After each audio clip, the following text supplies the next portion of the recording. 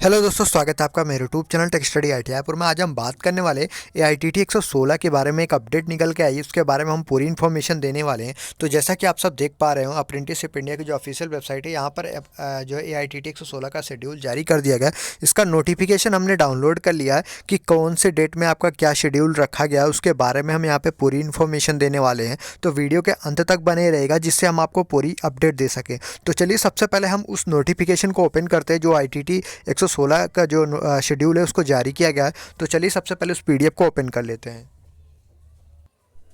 तो दोस्तों देख पा रहे हैं MHDC के द्वारा ये AITT 116 की गाइडलाइंस और शेड्यूल जारी किए गए हैं। उसके बारे में आप लोग देख लीजिएगा। न्यू दिल्ली 2 नवंबर को यहाँ पे जारी किया गया है। जो है AITT की गाइडलाइंस है 116 की तरफ से।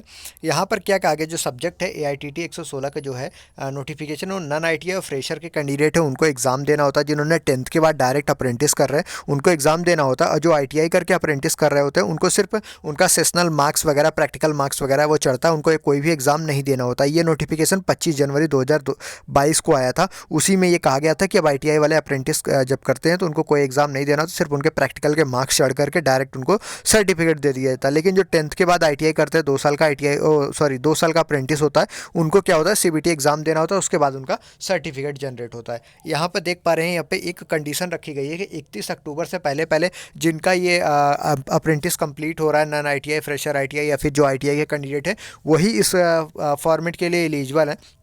इसमें कुछ एक्टिविटी बताई गई क्या क्या कब कब को करना है। ये पहला जो कंडीशन है, attendance, sessional, practical marks upload करने हैं। ये ITI और नॉन ITI दोनों के कैंडिडेट अपलोड करेंगे। ये इस्टेब्लिशमेंट के द्वारा होता है जहां से आप अप्रेंटिस करते हैं।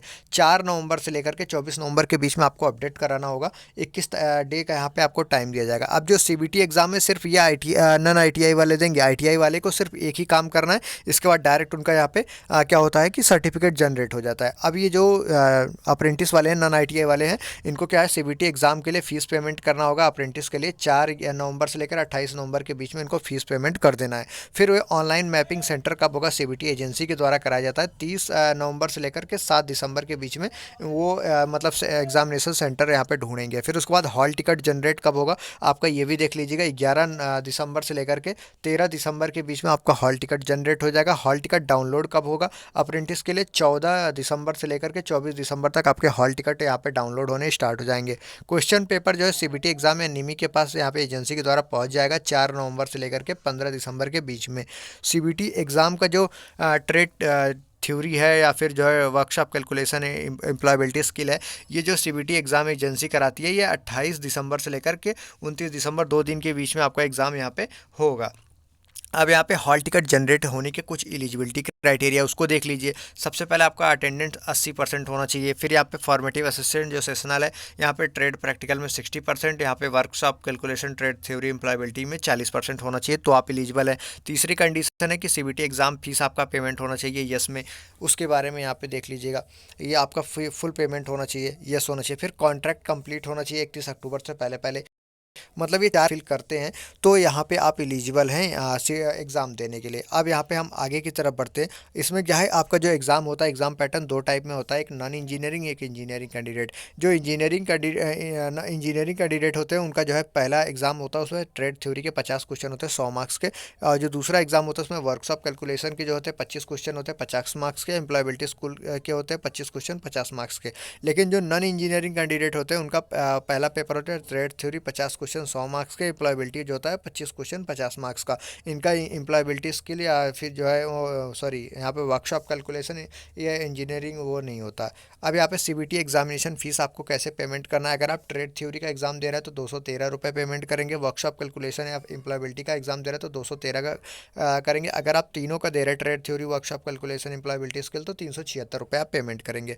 इसके अलावा ये देख पा रहे हैं, ये नोटिफिकेशन जारी किया गया था कि ITI पास कैंडिडेट जो है अब जो है अप्रेंटिस में एग्ज़ाम नहीं देंगे। CBT एग्ज़ाम 25 जनवरी 2022 को नोटिफिकेशन आउट हुआ था। इसी के बेस पे अब ये सिर्फ अपना जो है प्रैक्टिकल का नंबर अपडेट कर देते हैं, उसके बाद इनका सर्टिफिकेट जारी कर दिया जाता है। लेकिन जो 10th के बाद अप्रेंटिस करते हैं उनके साथ ऐसा नहीं होता, उनको एग्ज़ाम देना होता है। 2 साल अप्रेंटिस करेंगे, एग्ज़ाम वगैरह सब चीज़ देते हैं, उसके बाद ये पूरी कंडीशन फॉलो करते हैं, तब जा करके उनका AITT 100 के द्वारा यहाँ पर उनका सर्टिफिकेट जनरेट करते। तो ये ITT 116 को लेकर के बहुत बड़ी अपडेट थी। आपको अपडेट कैसी लगी कमेंट में जरूर बताइएगा। वीडियो को लाइक करके चैनल को सब्सक्राइब करके बेल आइकन को हिट कर दीजिएगा। अगर आपको कोई भी इन्फॉर्मेशन चाहिए तो वीडियो के कमेंट सेक्शन में पूछ सकते हैं। अगर कोई भी डाउट आपका रह जाता है तो हम उसको 24/7 के अंदर रिप्लाई कर देंगे। AITT वाले मतलब जो नॉन ITA कैंडिडेट है वो क्या करेंगे, अप्रेंटिसशिप इंडिया पे जाएंगे, अपने उनको लॉगिन ID पासवर्ड मिला होगा उसको रजिस्ट्रेशन करेंगे, मतलब लॉगिन करेंगे। लॉगिन करने के बाद वहाँ पर आपको फीस पेमेंट का ऑप्शन आ जाएगा, आप डायरेक्ट वहाँ से फीस पेमेंट कर सकते हैं। या फिर आपके एस्टेब्लिशमेंट के द्वारा जहाँ से आप अप्रेंटिस कर रहे हैं वहाँ पर आपको खुद बताया जाएगा कि आपको क्या क्या प्रोसेस कैसे करना है। फिर भी आप यहाँ पे अपडेट के तरीके यहाँ जान लीजिए कब कौन सा टाइम पे होगा, जिससे आपको ये कोई भी अपडेट आपकी छूटे ना, और आप टाइम टू टाइम उस अपडेट को मतलब अवेयर होकर के अपडेट कर सके, और आपका जो है AITT 116 का एग्ज़ाम कंप्लीट करके आपका सर्टिफिकेट प्राप्त कर सकते हैं। क्योंकि क्या है कि ग्रुप डी की जो वैकेंसी आने वाली है उसमें आपके पास सर्टिफिकेट होगा तो ही आपको 20% का कोटा रिजर्वेशन मिलेगा। अगर आपके पास वो नहीं होता है तो 20% का कोटा आपको नहीं मिलेगा। इस बात का आप लोग ध्यान रखिएगा।